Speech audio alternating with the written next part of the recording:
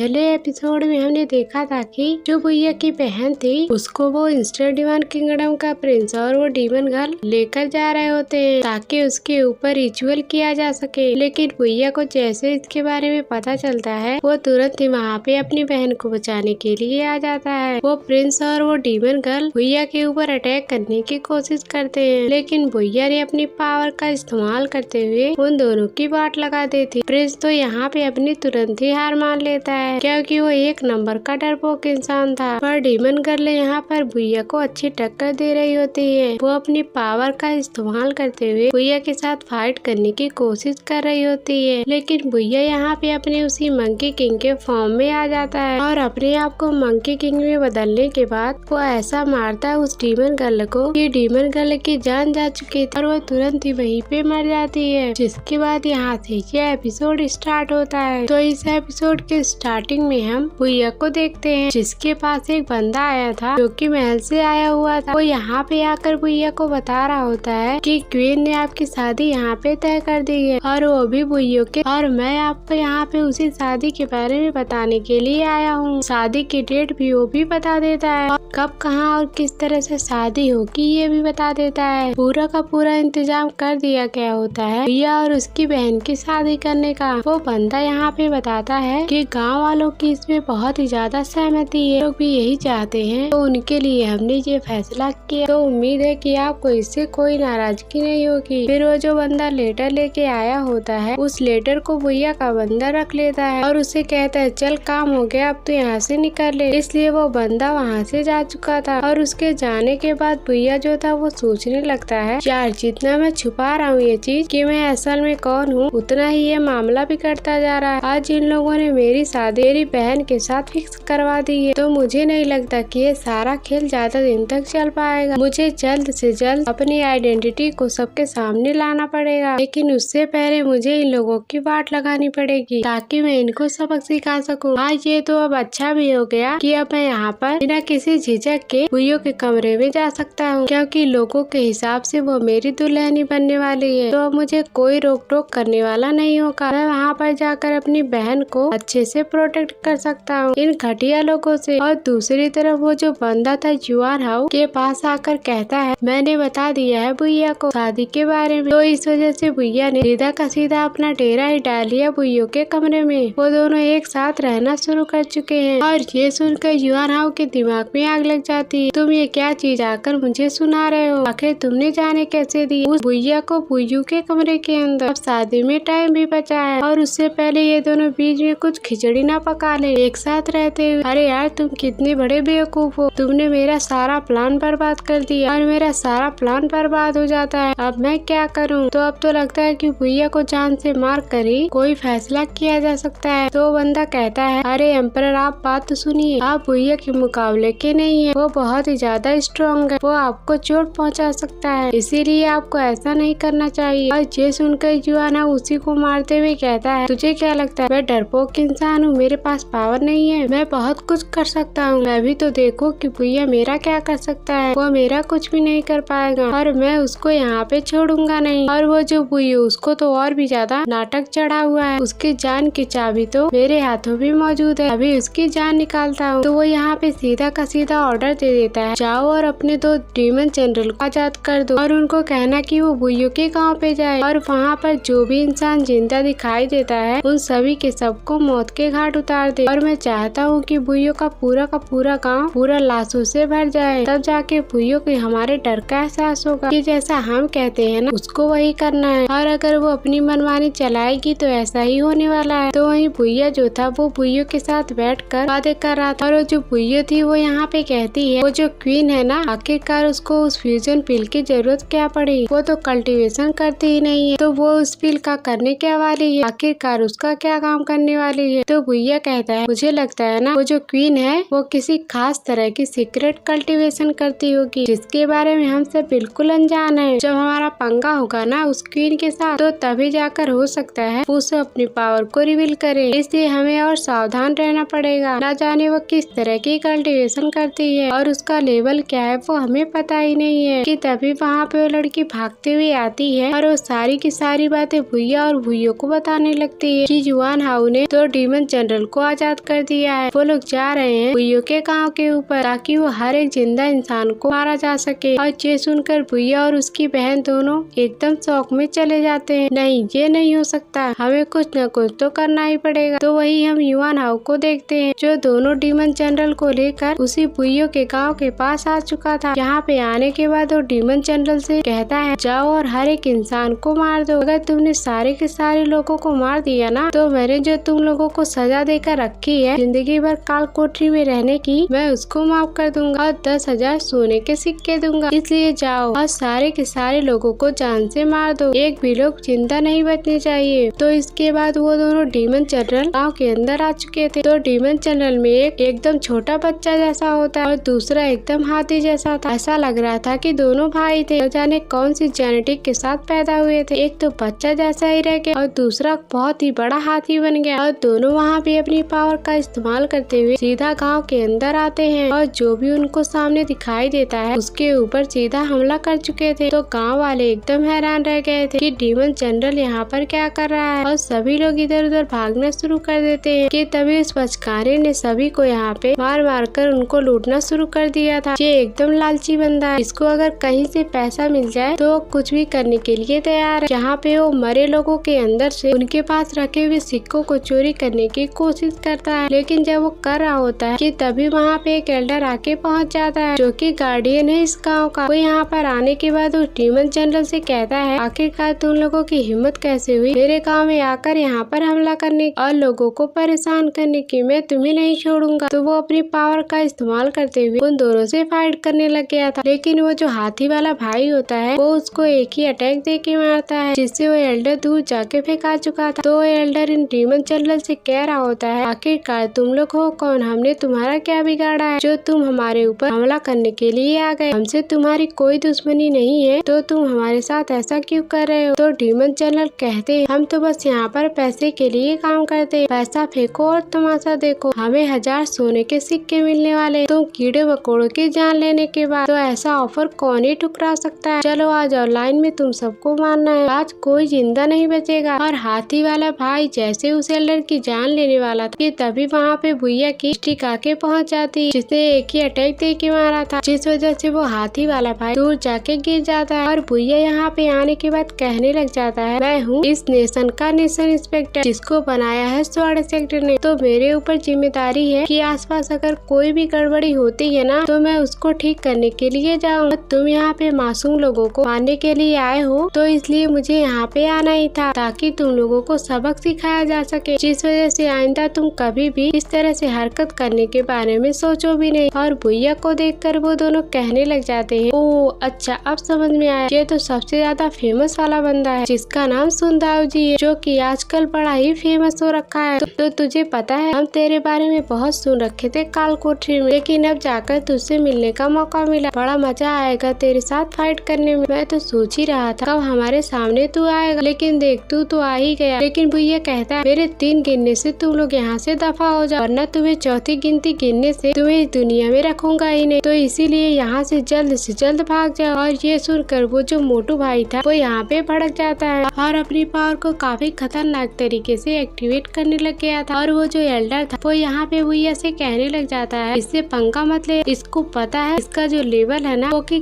Condensation level के first level पे, ये बहुत ही ज्यादा खतरनाक, इसने आज तक करीब 1000 लोगों की जान ले रखा है, तो थोड़ा तुम इसे संभल के रहना तो कहीं ये तुम्हें नुकसान न पहुंचा। लेकिन भुइया को उस मोटू से क्या ही फर्क पड़ने वाला था। वो मोटू यहाँ पे पूरी ताकत के साथ भुइया के ऊपर अटैक करने के लिए आता है, लेकिन भुइया यहाँ पे ऐसा अटैक दे के मारता है कि बस एक ही अटैक में मोटू की जान चली गई। वो मोटू तो मर चुका था एक ही अटैक में। और ये देखकर छोटू पागल हो जाता है, नहीं ऐसा नहीं हो सकता, इसने मेरे भाई को जान से मार दी, मैं इसे नहीं छोड़ूंगा, मेरा प्यारा भाई मुझे कंधे पे बिठा के घुमाता था, अब तो ये मर गया, अब मैं कहाँ जाऊंगा। और एल्डर भी यहाँ पे भुइया की पावर देख काफी ज्यादा हैरान रह कि इस बंदे ने एक ही अटैक में मोटू को मौत के घाट उतार दिया, आखिरकार ये बंदा कौन से लेवल पे है। और इसके बाद वो जो छोटू तो यहाँ पर कई सारे डीमन के सिक्के को बाहर निकाल, तो एल्डर बताता है ये सिक्के इस तरह के कि वो जिसको भी हिट करते हैं वो बिल्कुल ब्लास्ट होकर उस इंसान को खत्म कर देता है। तो इन सिक्कों को को अपने ऊपर बिल्कुल भी लगने मत देना। जैसे वो सिक्के भैया की तरफ बढ़ने वाले थे कि भैया यहाँ पे कुछ करता कि इससे पहले लिंग लोंग उसके स्पिरिचुअल वर्ल्ड से कहती है, अरे वाह ये तो कमाल के ट्रेजर है, देखो कितने अच्छे अच्छे सिक्के हैं। एक काम कर, मैं यहाँ पे डिवोलिंग फॉर्मेशन बना देती तो उसके अंदर तुम सारे के सारे सिक्कों को कलेक्ट कर लेना, जिस वजह से ये सिक्के मेरे पास आ जाएंगे। मुझे इन सिक्कों की बहुत ही ज्यादा जरूरत है। तो वो जो लिंग लोंग थी वो यहाँ पे तुरंत डिवोरिंग फॉर्मेशन बना देती। तो डिवोरिंग फॉर्मेशन मानो कि एक ब्लैक होल जैसा हो और जो भी चीज सामने आएगी वो अंदर जाके गायब भी हो जाएगी, पता ही नहीं चलेगा कि उन चीजों का अस्तित्व कहाँ गायब हो गया। तो इस वजह से सारे के सारे वहाँ से गायब हो जाते हैं। वो छोटू यहाँ पे देखकर काफी ज्यादा पागल हो गया कि आखिरकार यहाँ पे क्या हुआ कि मेरे सारे के सारे सिक्के कहाँ गायब हो गए। और मेरे सिक्के ऐसे थे कि दुनिया में कोई भी एक ऐसा इंसान हुआ ही नहीं जो कि इसके अटैक से बच सके, लेकिन तूने मेरे सारे सिक्के गायब कर दिए। मैं तुझे नहीं छोड़ूंगा, अब मैं और भी ज्यादा सिक्कों का इस्तेमाल करने वाला। तो लिंग लोंग यहाँ पे बस भैया से कहने लग जाती, तुम इसको ना उंगली करते रहो, जितना तुम उंगली करोगे ना ये उतना ही ट्रेजर फेंक के मारेगा और मुझे सारे ट्रेजर चाहिए। इसको बस तुम गुस्सा दिलाते रहो और एक सिक्का फेंक के मारेगा और मैं फॉर्मेशन के अंदर डालती जाऊंगी। तो ये सुनकर भैया उस बचकाने से कहता है, अबे बस छोटू ने मुझे सिक्के फेंक के मारा तो मैं क्या तुम्हें भिखारी नजर आता जो कि तू मेरे पास चिल्लर फेंके? अगर तेरे पास नोट होती तो कोई अलग बात हो। जो सुनकर वो छोटू कहता है, मुझे नोट चाहिए, मैं तुझे नहीं छोड़ूंगा, अब तू यहाँ पे बिल्कुल भी नहीं बचने वाला। तो फिर वह यहाँ पे अपनी पावर का इस्तेमाल करते हुए इविल को स्कैट कॉइंस टेक्निक का इस्तेमाल करता है, जिसकी वजह से एक बल्कि करीब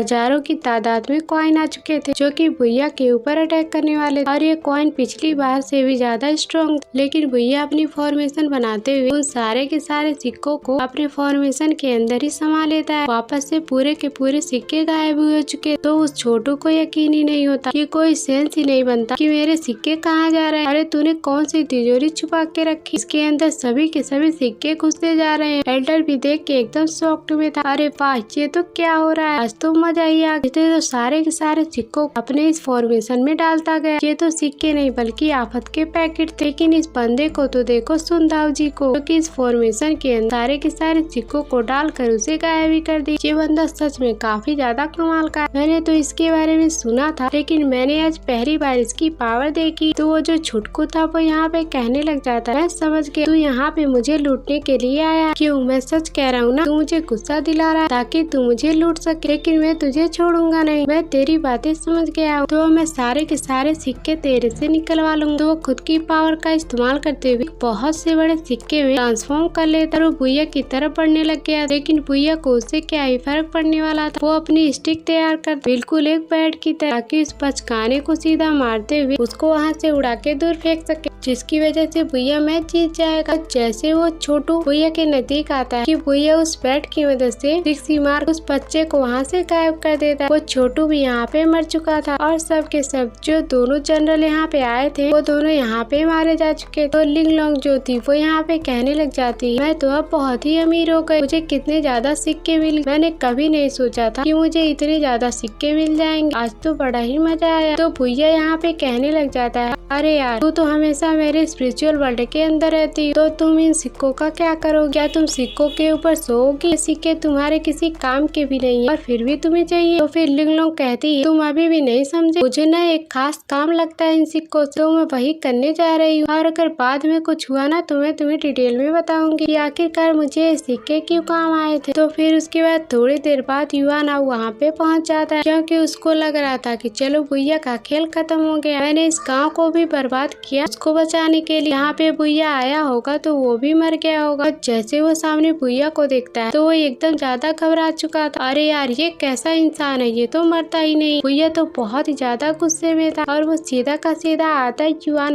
के पास और उसके पास आते हुए कहता है, तू अब नहीं बचने वाला है, तूने ही यहाँ पे ऑर्डर दिया ना कि इस पूरे के पूरे गाँव वालों को मार दिया, तूने इतने ज्यादा मासूम लोगों की जान लेने की कोशिश, तुझे आज मैं छोड़ूंगा नहीं। तो युवान कह रहा था, तू तो बाहर का बंदा है, तो तू आपसी मामलों में हमारे टांग क्यों घुसा रहा है? तू हमारे बीच में मत आ, और अगर तू मुझे मारेगा तो यहाँ पे बहुत ही बड़ा मैटर हो जाएगा। लेकिन भैया कहता है मुझे उससे कोई फर्क नहीं पड़ता, बहुत ही लोगों को मारना है, लगता है शुरुआत तुझसे ही करनी पड़ेगी, मैं तुझे नहीं छोड़ूंगा। वो जैसे ही एक अटैक घसीट के मारने वाला था जुआन हाउ के ऊपर, तो जुआन हाउ कहता है नहीं नहीं मुझे माफ कर, तुझे पता है कि मेरा बाप हाउ तियान है, और अगर उसको पता चला कि तूने मुझे मारा है तो वो तुझे छोड़ेगा नहीं। ये सुनकर भैया भी हैरान रह चुका, क्या सच में वो हाउ तियान तेरा बाप है? तेरी माँ तो बड़ी चालू निकली। तो ये सुनकर जुआन हाउ कहता है अरे नहीं नहीं ये सच नहीं, ये तो बस मेरे मुँह से निकल गया, मैं तो बस मजाक कर रहा, और मेरा फादर तो दूसरा इंसान है, मुझे माफ कर दे वरना वो तुझे छोड़ेगा नहीं। और तभी वहाँ पे भागते हुए वो क्वीन आ जाती, जो भैया से कहती सुन दाऊ जी रुक जाओ, आखिर तुम क्यों मारना चाहते हो इस जुआन हाउ को? इसकी कोई गलती नहीं, मुझे पता है कि इसने यहाँ पे 2 डीमन जनरल को भेजा, लेकिन मेरी बात तो सुनोगे कि उसने यहाँ पे उसे क्यों भेजा? क्योंकि जुआन हाउ को खबर मिली थी कि यहाँ पे कुछ बदमाश लोग आ चुके जो कि लोगों को परेशान करना चाहते, तो उसने यहाँ पे डीमन जनरल को भेजा ताकि उन बदमाशों को मारा जा सके। उसका लोगों को मारने का कोई इरादा नहीं, बल्कि वो तो लोगों को बचाने के लिए यहाँ पे आया हुआ था, लेकिन तुमने इसके इरादे को गलत समझा, ऐसा कुछ भी नहीं। आखिर जुआन हाउ मासूम लोगों की जान क्यों लेगा? आखिरकार उसको क्या फायदा होगा लोगों को मार के? इसलिए तुम इसको माफ कर, इसकी कोई गलती नहीं। तो फिर भैया कहने लग जाता अगर आइंदा से इसने कुछ इस तरह की हरकत करनी शुरू की तो मैं इसको जिंदा नहीं छोड़ूंगा। तो फिर कोई बहाने मत बनाना कि ये करने आया था, ये वो करने आया, इसके बाद सीधा तुम्हें इसकी लाश ही मिलने वाली है। तो इतना कह के भैया यहाँ से चला जाता है। फिर जुआन हाउ जो था वो अपनी माँ से कहने लग जाता है माँ इसने मुझे बहुत ही ज्यादा डरा दिया, मुझे तो आज ऐसा लगा था कि आज मैं जिंदा बचूंगा ही नहीं, वो तो आपने आके मुझे बचा लिया। लेकिन वो जो क्वीन थी वो बहुत ही ज्यादा भड़की हुई, वो सीधा यहाँ जुआन हाउ को महल के अंदर लेके आती और उससे कहती आखिर तुम इतने बेवकूफ इंसान कैसे हो सकते हो? मैंने तुमसे कहा था ना कि कोई कदम नहीं उठाना जब तक कि मैं तुम्हें ना कहूँ। तुमने बिना मतलब के जाके इस सुन दाऊ जी से पंगा ले ली, तुम कितनी बार हमारे प्लान को मुसीबत में डालोगे, इसीलिए तो मैं तुमसे कहती तुमसे लाख गुना अच्छा है ये चैन जो कि बिना मतलब के कोई कदम नहीं उठाता, और जब उठाता भी है तो फायदा देख के उठाता। तुम हमेशा मेरे प्लान को खराब करने के लिए आ जाते हो। तो जुआन हाउ कहता है माँ मुझे माफ कर दो, लेकिन मैं आपका भरोसा जीतने के लिए कर रहा था, इसलिए मैं साबित करना चाहता था कि मैं भी कमजोर नहीं, मैं बेवकूफ नहीं, मैं भी भैया को रास्ते से हटा के दिखा सकता हूँ, लेकिन सब गड़बड़ हो गई। लेकिन अब मुझे नहीं लगता कि सुन दाऊ जी मेरा कुछ बिगाड़ पाएगा, बल्कि मैंने उसे बता दिया कि मेरा फादर हाउ तियान। ये सुनकर क्वीन के दिमाग में आग लग जाती है, वो सीधा यहाँ पे जुआन हाउ को मारते हुए कहती है कि आखिर तूने उसे क्यों बताया कि हाउ तियान तेरा फादर है? मुझे पता है कि हमने ये बात छुपा के रखी, तो इतना बड़ा गलत काम तू कैसे कर सकता है? मैं तुझे नहीं छोड़ने वाली, अब भैया हमें नहीं छोड़े वो हमारे सारे के सारे राज को जान जाए, हमें जल्द से जल्द सुन दाऊ जी को मौत के घाट उतारना पड़ेगा। तो फिर चैन कहता है आप फिक्र मत करिए, मैं अभी जाता हूँ सुन दाऊ जी को जान से मारने के लिए। लेकिन वो क्वीन कहती इसकी कोई जरूरत नहीं, अब मुझे यहाँ पे अपना ही खेल चलाना पड़ेगा और मैं खुद पर्सनली जाऊंगा उस सुन दाऊ जी को जान से मारने के। जिसके इतना कहते ये एपिसोड यहीं पर एंड हो जाता है। Thanks for watching.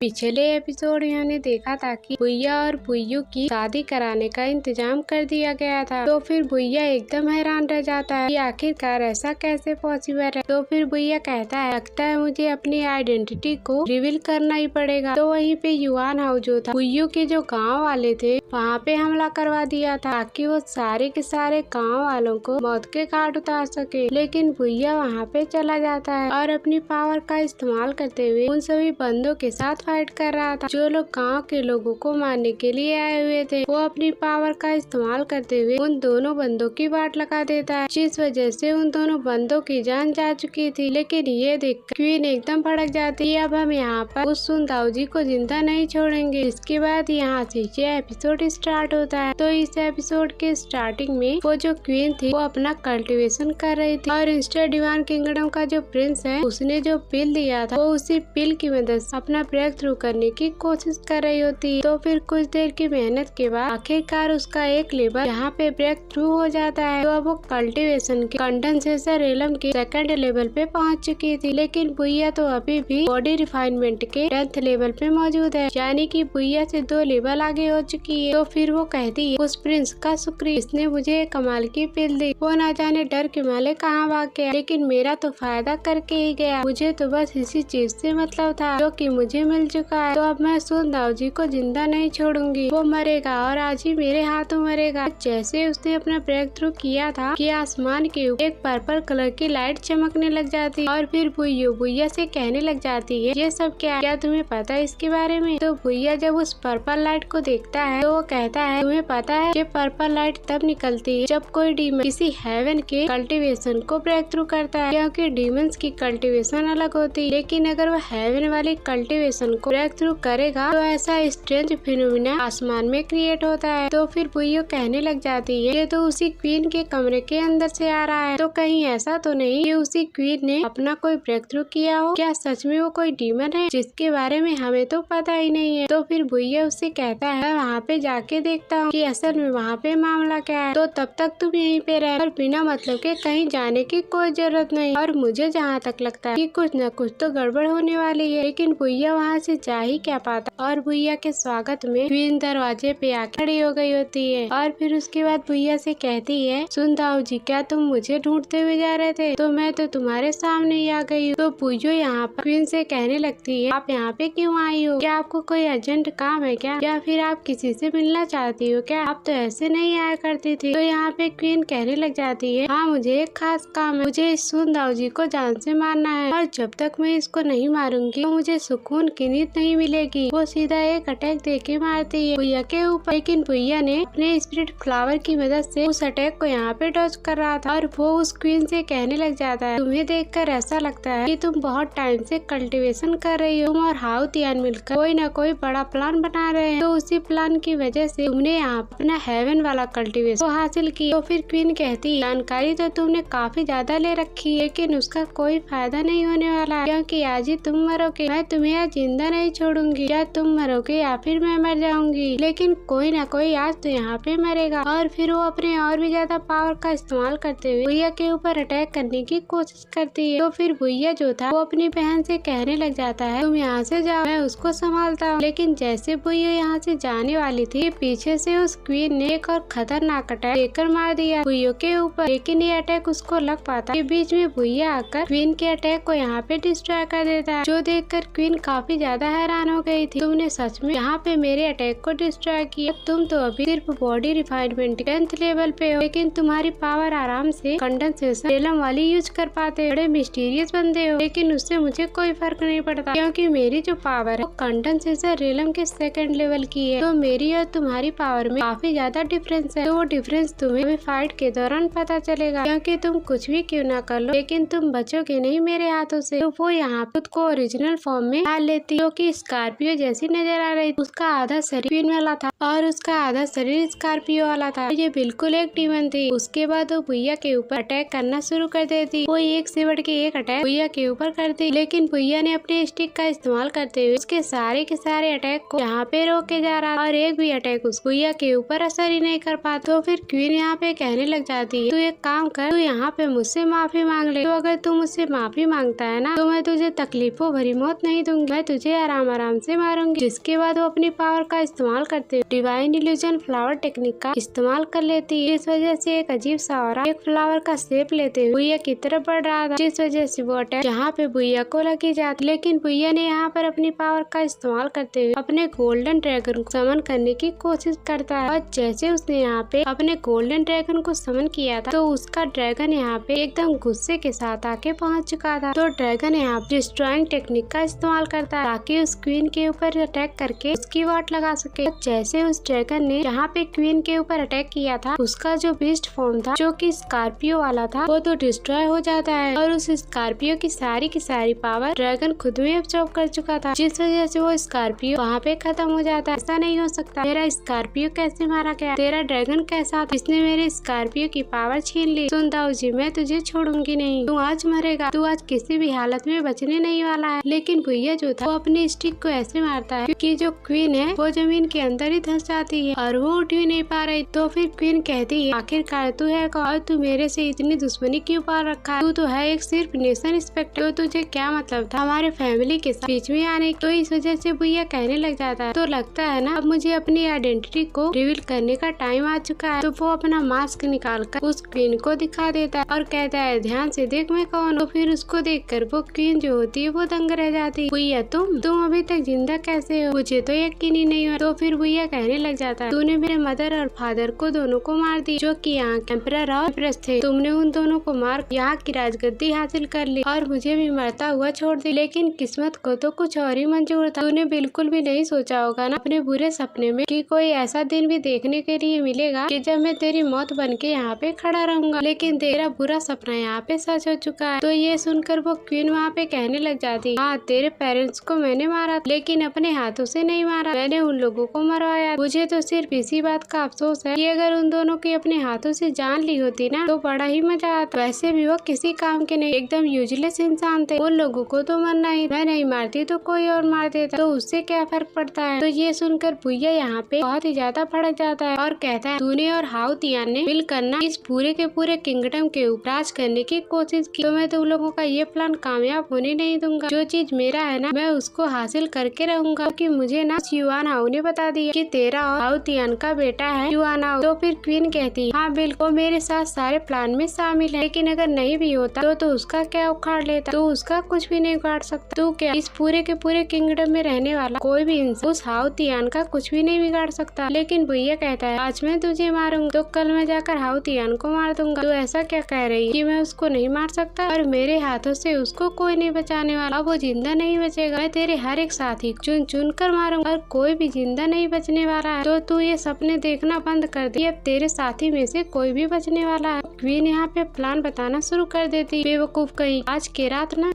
रात के बाद कोई भी ताकत नहीं बचेगी जो यहाँ हाउ तियान का बाल तक भागा कर सके, क्योंकि वो इतने खतरनाक प्लान के ऊपर काम कर रहा है। अगर वो प्लान कामयाब हो गया ना तो उसके बाद पूरी दुनिया के जितने भी इंसान हैं हाउ तियान के सामने सरेंडर करना पड़ेगा, वरना वो सब के सबको मार सकता है। ये सुनकर भैया हैरान रह जाता है और वो क्वीन से कहता है, बताओ मुझे आखिरकार तुम लोगों का प्लान चल क्या रहा है, तो तुम लोग क्या बातें कर। तो फिर क्वीन बताना शुरू कर देती, तो तुम्हें क्या लगता है हाउ तियान ने मेरे साथ तेरे माँ बाप को मारने के लिए इसलिए दिया क्योंकि उसको यहाँ इस किंगडम के ऊपर राज करना था? ऐसा बिल्कुल भी नहीं है, उसको तो राज चाहिए ही नहीं इस किंगडम के ऊपर, उसको तो राज चाहिए पूरी दुनिया के ऊपर, और वो हो पाएगा सिर्फ एक चीज पे, तो उसका नाम हेवन डिवोरिंग फॉर्मेशन। तो हाउ तियान यहाँ पर हेवन डिवोरिंग फॉर्मेशन को एक्टिवेट कर रहा है, और अगर वो फॉर्मेशन एक्टिवेट होता है तो हेवन की जितनी भी पावर है ना वो हाउ तियान के पास आ जाएगी, और वो उसके बाद दुनिया के जितने भी खतरनाक डिमंस हैं उन सब आपस से जिंदा कर देगा और दुनिया से हेवन की पावर का खात्मा हो जाएगा। तो हेवन की कल्टीवेशन रखने वाला कोई भी इंसान हाउ तियान के सामने टिक भी नहीं सकता। बस उसको यहाँ पर हेवन डिवोरिंग फॉर्मेशन एक्टिवेट करने की देरी है। ये फॉर्मेशन एक्टिवेट करने के लिए उसको हजारों लोगों की कुर्बानी देनी थी। तो तुझे पता ही होगा कि हाउ तियान ने एक पिल को सभी लोगों के अंदर डालने वाला था ताकि वो सबको डिमन बना सकते। तो तुझे पता है वो क्यों बनवा रहा था? इसी हेवन डिवोरिंग फॉर्मेशन को एक्टिवेट करने के लिए, और इस फॉर्मेशन को एक्टिवेट करने के लिए कई सारे लोगों की मासूमियत और उनकी स्पिरिट चाहिए होती है। तो सब कुछ लोगों का छीन कर हाउ तियान सभी लोगों को डिमन बनने वाले रास्ते पे छोड़ दिया है, और उनकी पावर सब यहाँ पे वो फॉर्मेशन को एक्टिवेट कर रहा है। तो बस अब आज की रात और अगले दिन से कोई भी ऐसा दुनिया के अंदर नहीं होगा जो कि हाउ तियान का बाल तक भागा कर सके। तो सपने देखना छोड़ दे। ये सुनकर भैया एकदम हैरान रह जाता है। फिर वो क्वीन से कहता है, तू बता मुझे कि हाउ तियान मुझे कहाँ मिलेगा, मैं अभी के अभी जाकर उसको मौत के घाट उतार दूँ। तो फिर क्वीन कहती, तू उसके सपने देखना छोड़ दे, मैं तुझे नहीं बताने कि वो कहाँ पे है। जाकर तेरे अंदर ताकत है तो तू जाकर उसको ढूंढ निकाल। वैसे भी तेरे पेरेंट्स का ना खेल तो खत्म हो गया, तो अब तेरी बारी, तो अब तू भी यहाँ पे मरने वाला है। उनको तो कंपनी देगा ना तू जाकर, तो तू जाकर उनको कंपनी दे दे। तो ये सुनकर भैया एकदम ज्यादा भड़क चुका था और वो सीधा का सीधा यहाँ क्वीन के ऊपर अटैक करके उसकी जान ही ले लेता है। तो फिर क्वीन यहाँ पे मारी जा चुकी थी, लेकिन क्वीन के मरते साथ ही वहाँ पर आ जाता है वो चैन, जो कि सीधा यहाँ पे आते ही भैया के ऊपर अटैक करने की कोशिश कर रहा था और कहता है, भैया मैं तुझे छोड़ूंगा नहीं, तूने क्वीन की जान लेने की कोशिश कैसे की? वो सीधा यहाँ अपने स्वर्ड डिसल्यूशन टेक्निक इस्तेमाल कर लेता है और उस टेक्निक का इस्तेमाल करने के बाद एक भैया को देकर मारता है, लेकिन भैया उससे कोई फर्क नहीं पड़ता। फिर भैया ने यहाँ पर अपनी ड्रैगन की ताकत को और भी ज्यादा बढ़ा लिया था, क्योंकि उस ड्रैगन ने उस स्कॉर्पियो की पावर को एब्जॉर्ब किया था। तो फिर जो भैया का ड्रैगन वो पहले से भी ज्यादा खतरनाक और पहले से भी ज्यादा पावरफुल लगने लग गया था। जिस वजह से वो एक ही अटैक के अंदर उसको मौत के घाट उतार देता है। तो फिर चैन यहाँ पे मारा जा चुका था और बड़ी ही आसानी के साथ भुइया ने चैन को मौत के घाट उतार दिया। लेकिन तभी वहाँ पे आता है भुइया का बंदा, यहाँ पर आकर भुइया को बताता है कि उन लोगों ने भुइयों के साथ कुछ कर दिया। तो भुइया ये देखकर काफी ज्यादा हैरान हो जाता है कि अब आखिरकार भुइयों को क्या हो गया। तो फिर तभी हम वहीं पे हाउतियान को देखते हैं जिसने भुइयों को अपने घोड़ा गाड़ी के अंदर कैद कर लिया था। उसने छुपकर सारी की सारी चीजों को देख लिया होता है कि असल में सुन दाऊ जी कोई और नहीं बल्कि भुइया ही है जिसको हमने मार दिया था, लेकिन ये तो बदला लेने के लिए वापस आ गया। तो इसी वजह से जैसे उसको मौका मिला उसने भुइयों को उठा लिया कि अब अगर भुइया को रोकना है ना तो उसके लिए एक ही जरिया है, वो भी है उसकी बहन जो कि भुइयो है। और अगर हम इसको मारने की धमकी देते हैं तो भुइया हमारा कुछ भी नहीं बिगाड़ पाएगा। तो इसी वजह से वो यहाँ पर भुइयो को कैद कर हाउतियान के पास ले जा रहा होता है ताकि उसको भी सारी की सारी सच्चाई बता सके। तो फिर वो कह रहा था भुइया ने मेरी माँ को जान से मार दिया, मैं उसको छोड़ूंगा नहीं, मैं जा रहा हूँ अपने पिता को सारी बातें बताने। इसके बाद वो भी अब यहाँ पे उस भुइया को नहीं छोड़ने वाले। भुइया ने तो सच में हमारे नाक में दम कर दिया। तो वहीं पे भुइया जो था जब वहाँ से आगे बढ़ रहा था तो उसको आसमान के अंदर से किसी तरह का एक आर्टिफैक्ट नजर आता है जिसके अंदर से मिस्टीरियस ऑरा बाहर निकल रहा था। वो जो लिंग लोंग थी वो यहाँ पे भुइया को बताने लग जाती है यही वो आर्टिफैक्ट है जो कि हेवन डिवोरिंग फॉर्मेशन को एक्टिवेट कर सकता है। तो पता है ये आर्टिफैक्ट यहाँ पे जितने भी लोग हैं ना उनकी पावर को एब्जॉर्ब करने की कोशिश कर रहा है और सबको डीमन बना रहा है ताकि उनकी पावर जब उसके अंदर जाएगी तो वो हेवन डिवोरिंग फॉर्मेशन को यहाँ पर एक्टिवेट कर सकता है। तो इसीलिए हमें हाउतियान को मारना होगा, अभी हम जाकर इस आर्टिफैक्ट को रोक सकते हैं वरना ये नहीं रुकेगा। तो फिर देखते देखते गाँव में जितने भी लोग थे उन सभी की हालत खराब होने लगती है, वो सभी डीमन में बदलने लग गए थे। तो एक बुढ़िया थी वो यहाँ पे उन लोगों को देख के कहती है क्या हुआ इन लोगों, सब लोगों ने शराब पी लिया या फिर भूकंप आ रहा है, क्या हो रहा है यहाँ पर। सब लोग एकदम ज्यादा घबरा चुके थे कि तभी वहाँ पे शराबी आता और जितने भी लोग यहाँ पे डीमन बन रहे थे उन लोग के साथ फाइट करने लग गया था ताकि जो लोग डीमन नहीं बने उनको बचाया जा सके। लेकिन तभी वहाँ पे भुइया भी आ जाता है, हो सकता है ना उतने लोगों को बचाने की कोशिश करो और उन लोगों को यहाँ से दूर ले जाओ और मुझे तुम पर भरोसा है कि तुम ये सब कर लोगे। तो फिर ये देखकर शराबी को अब समझ में आया था कि वो सुन दाऊ जी कोई और नहीं बल्कि भुइया ही है, जिसका सबसे खास सिपाही ये शराबी हुआ करता था वो यहाँ पर भुइया ही है। तो फिर शराबी कहता है प्रिंस साहब बिल्कुल भी फिक्र मत करिए, मैं यहाँ पर सबको संभाल लूंगा। तो फिर वहीं पे जो हाउतियान जब अपना कल्टीवेशन कर रहा होता है कि तभी वहाँ पे युवानाओ पहुँच जाता है जो कि भुइयो को पकड़ के लेके आया था। वो सारी की सारी बात हाउतियान को बता देता है, कहता है आपको माँ का बदला लेना होगा, उस भुइया ने माँ को जान से मार दिया, हम यहाँ पर उस भुइया को जिंदा नहीं छोड़ सकते, तो इसलिए आपको कुछ न कुछ तो करना ही पड़ेगा। तो ये सुनकर हाउतियान कहता है वैसे तो मुझे यहाँ पर इस भुइयों की कोई जरूरत नहीं, इसके बगैर भी मैं अपना फॉर्मेशन एक्टिवेट कर सकता हूँ, लेकिन चलो खैर कोई बात नहीं, और अगर ये मुझे मुफ्त की मिली गई है तो मैं उसकी जान भी उस फॉर्मेशन के अंदर डाल दूंगा ताकि उस फॉर्मेशन को और भी ज्यादा पावरफुल बनाया जा सके। इसके बाद यहाँ पर भुइयों की भी जान लेने की तैयारी में लग गया था। तो फिर युवानाओ कहता है बिल्कुल फादर आपको ऐसा ही करना होगा, उस भुइया ने मेरी माँ को मारा है तो अभी उसकी बहन को मारकर उसे वैसी ही तकलीफ महसूस होनी चाहिए, तो इसीलिए हम उसको जिंदा नहीं छोड़ने वाले। लेकिन वो हाउतिया ने आप कुछ कर क्या पाती, तभी वहाँ का घर हिलने लग जाता है। सभी लोग एकदम ज्यादा घबरा चुके थे कि आखिरकार यहाँ पे हो क्या रहा है। कि तभी वहाँ पर एंट्री मारता है भुइया, तो यहाँ पे आते ही हाउतियान से कह रहा था क्यों हाउतियान तू अपनी मौत से मिलने के लिए तैयार है, अभी के अभी मैं तुझे मौत के घाट उतार दूंगा। जिस दिन को दिखाते साथ यह एपिसोड यहीं पर एंड हो जाता है। Thanks for watching.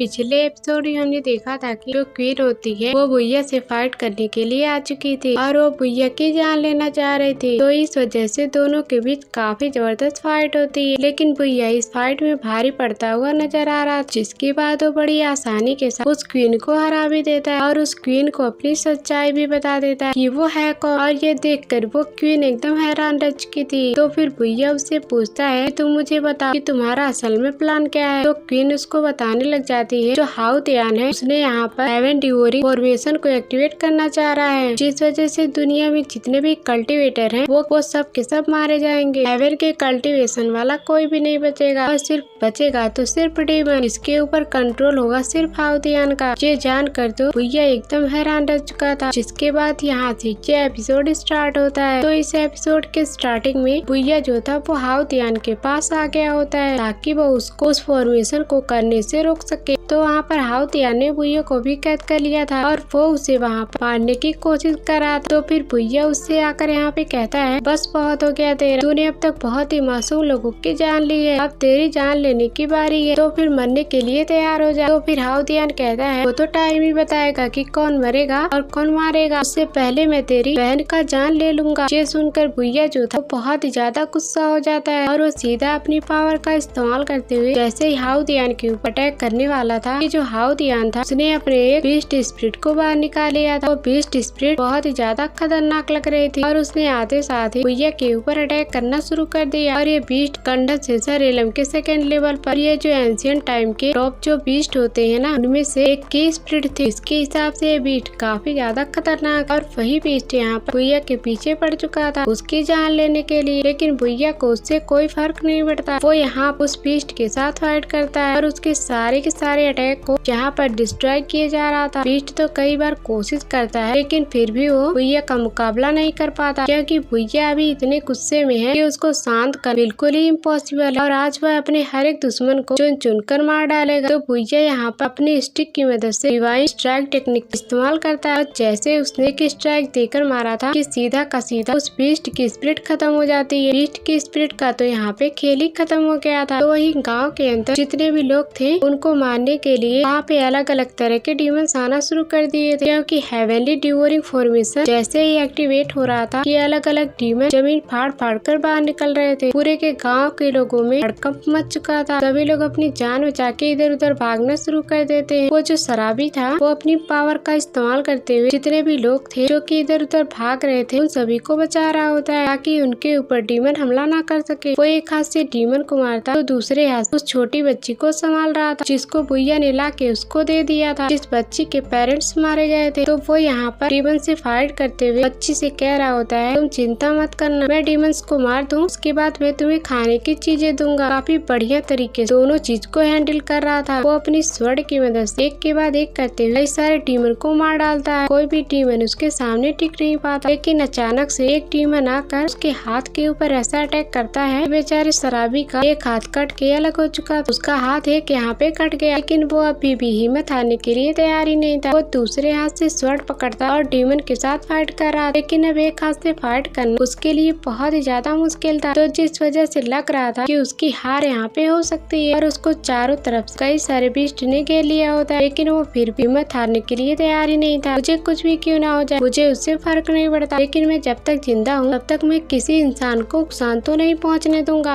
तभी वहाँ पे एक सोल्जर आ जाता है जो उन बीस्ट से फाइट करने के लिए आया हुआ था और वो अपनी स्वर्ण की मदद से उन सभी की फाट लगा चुका था। तो वो महल का ही सोल्जर लेकिन हाउ तियान के खिलाफ ही था कि हाउ तियान गलत कर रहा है, तो इसी वजह से वो हाउ तियान के खिलाफ जाकर लोगों को बचाने के लिए यहाँ पे आया हुआ था। ये देखकर वो शराबी काफी ज्यादा खुश हो जाता है कि आज भी कुछ अच्छे लोग यहाँ पर मौजूद है। जिसके बाद देखते ही देखते यहाँ पर कई सारे लोग आकर इकट्ठा होने लग जाते हैं और ये सारे वो लोग थे जो कि दुनिया से छुप कर रहते थे ताकि हाउ तियान और बाकी लोगों ने नुकसान न पहुँचा दे। और छुप कर इन लोगों ने कल्टीवेशन सीखी थी और अपनी पावर को बढ़ाया। तो अब यहाँ पर पूरे के पूरे लोगों ने मिलकर एक टीम बना लेते ताकि जितने भी डीमंस आते हैं उन सभी को मार कर मासूम लोगों को बचाया जा सके। तो जब यहाँ पे लोग बढ़ रहे थे तो बीस्ट भी काफी ज्यादा बढ़ चुके थे। इतने ज्यादा बीस्ट वहाँ पे आ चुके थे कि जिसकी कोई हद नहीं, लेकिन सारे के सारे लोग जिन्होंने अपनी टीम बनाया था वो सभी एक साथ मिलकर उन सभी बीस्ट के साथ भिड़ जाते और एक काफी कमाल का काफी खतरनाक बैटल इनके बीच हो रहा था, जो देखकर वो शराबी काफी ज्यादा खुश हो गया था कि मैं तो यहाँ पर अकेले खुद की हार मानने वाला, लेकिन अब तो नहीं मानूंगा। अभी पूरी टीम हो चुकी है तो मुझे भी रोकने वाला कोई भी नहीं। जब तक जिंदा हूँ इस गाँव के किसी भी इंसान को मरने नहीं दूंगा। तो वहीं पे महल के अंदर जो भुइया वो बीस्ट को मार चुका था। तो हाउ तियान ये देखकर काफी ज्यादा हैरान रह जाता है और उसी के साथ साथ जुआन हाउ पागल हो चुका कि आखिर इसको ये सेकंड टेबल के कंडेंसेशन रेलम बीस्ट की स्पिरिट ने नुकसान नहीं पहुंचा पाया, तो आखिरकार इसको कौन नुकसान पहुंचा सकता है। ये तो मरने के लिए तैयार ही नहीं, ऐसा इंसान है ये भुइया। इसके बाद भुइया जो था वो सीधा का सीधा भिड़ जाता है हाउ तियान के साथ। दोनों के बीच में काफी जबरदस्त फाइट शुरू हो जाती है और फाइट का फायदा उठाते हुए पहले तो वो हाउ तियान को धक्का मार के साइड कर देता है और अपनी बहन साइड में लेकर आके उसे बचा लेता है ताकि अब यहाँ पे उसकी बहन को कुछ भी ना। तो